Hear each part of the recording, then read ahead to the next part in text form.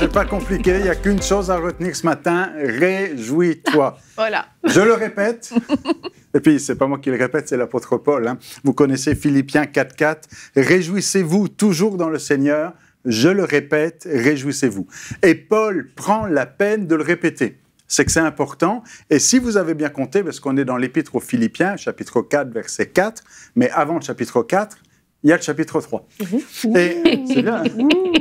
Et au chapitre 3, il avait déjà dit « Au reste, mes frères, réjouissez-vous dans le Seigneur. Je ne me lasse point de vous écrire les mêmes choses, et pour vous, cela est salutaire. » Il dit « Je ne me lasse pas de répéter, de vous écrire la même chose, parce que c'est important, voire salutaire pour vous. » Et même encore un peu plus haut, au chapitre 2, verset 18, il avait déjà dit « Vous aussi, réjouissez-vous de même et réjouissez-vous avec moi. » Alors, réjouissez-vous de même, réjouissez-vous avec moi, réjouissez-vous, ça fait 5 fois. 5 fois dans la même épître, l'apôtre Paul insiste, je le répète, réjouissez-vous. Alors, vous avez bien compris, c'est un impératif, il faut se réjouir. Annabelle me disait, avec ta rubrique, c'est pas compliqué, tu répètes tout le temps, réjouissez-vous, réjouissez-vous, réjouissez-vous. Mais au moins, si vous avez retenu ça, c'est le plus important. Mais peut-être que certains nous écoutent en disant, mais moi, je passe par des moments difficiles et il n'y a pas de quoi se réjouir. Et c'est vrai que dans la vie, il peut y avoir des circonstances tragiques, il peut y avoir un lot de larmes, il peut y avoir des moments difficiles. L'apôtre Paul aussi nous invite à pleurer avec ceux qui pleurent, avoir de la compassion pour ceux qui passent par des moments difficiles, mais cependant, cette tristesse ne doit pas s'installer. Elle ne doit pas rester permanente, mais c'est juste un passage, c'est temporaire. La preuve, Dieu, dans la Bible, est celui qui se présente comme étant celui qui sèche les larmes et même change le deuil en allégresse. Le deuil qui est le moment de tristesse le plus triste, on va dire, le deuil peut être transformé en joie. On va dire, comment on va se réjouir que ma femme soit morte? Ah non, je suis pas morte. Je dis, non, mais quand on y pense, comment le deuil peut être un sujet de joie, mais ça, c'est Dieu qui le fait. Il vient transformer le deuil en allégresse par un processus qui s'appelle la consolation. Et pour ceux qui écoutent Bonjour chez vous régulièrement, on en avait parlé il y a quelque temps. Oui. Donc aujourd'hui, réjouis-toi, même dans l'épreuve. L'apôtre Jacques est très radical quand il dit dans Jacques, chapitre 1er, verset 2, « Mes frères, regardez comme un sujet de joie complète les diverses épreuves auxquelles vous pouvez être exposés. » Il est en train de dire, vous passez par des moments difficiles, éprouvants, vous avez l'impression que tout vous tombe sur la tête, réjouissez-vous, je le répète, réjouissez-vous. Et Jacques dit, regarde comme un sujet de joie, non pas dans une expression un peu de masochisme en disant « Ah, j'ai mal, ça me réjouit ». Non, non, réjouis-toi parce qu'au travers de cette épreuve, quelque chose de bon va en sortir. Oui. Et la joie est donc une joie par rapport à la délivrance, au secours. On sait que Dieu est celui qui va nous sortir de cette situation. Dans 1 Pierre, chapitre 1er, verset 8, voilà ce que l'apôtre aussi dit. Donc, on est passé par Paul, Pierre, Jacques, on va faire tous les apôtres.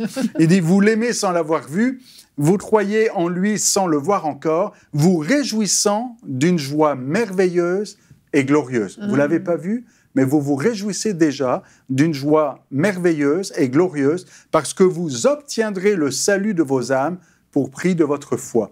Ce que l'apôtre Pierre est en train de dire ici, c'est que on a de la joie rien qu'à penser à ce qui va nous arriver. On pense au ciel, on pense au salut de notre âme, on pense à la félicité et ça nous remplit de joie. Donc la joie s'inscrit dans une dimension tridimensionnelle. 3 phases, attention, tridimensionnelle, temporelle.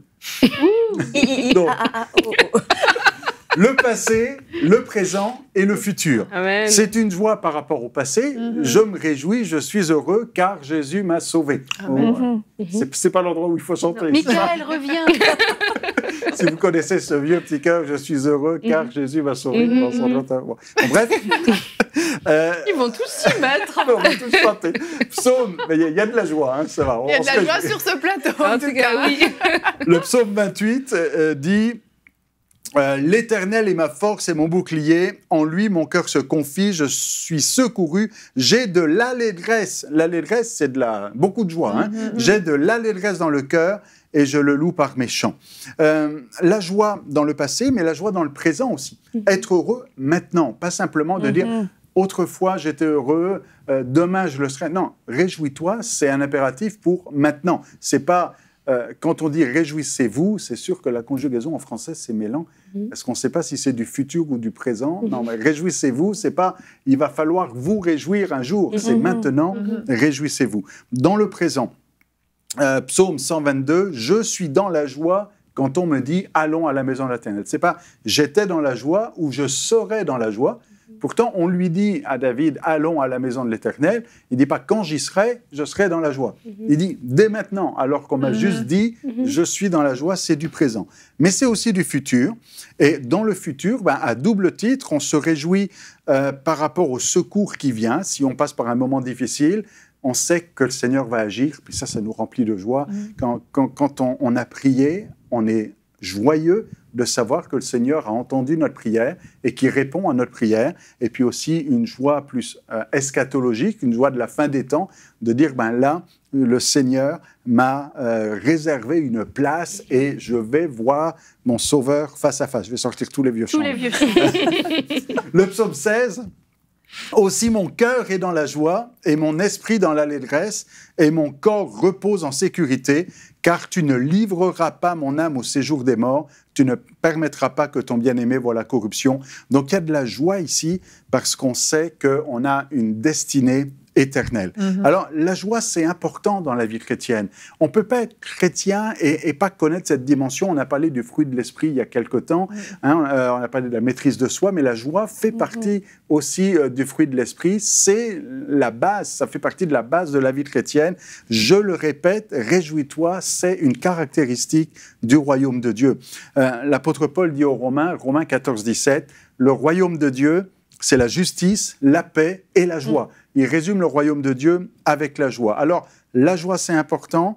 Réjouissez-vous, c'est un impératif. Et je conclus avec la prière finale de l'Épître aux Romains, Romains chapitre 15, verset 13. C'est une prière qui a pour but que Dieu vous remplisse de joie, je la lis, que le Dieu de l'espérance vous remplisse de toute joie et de toute paix dans la foi et que vous abondiez en espérance par la puissance du Saint-Esprit. Alors c'est notre prière pour vous. Réjouissez-vous que le Dieu de l'espérance vous remplisse de toute joie.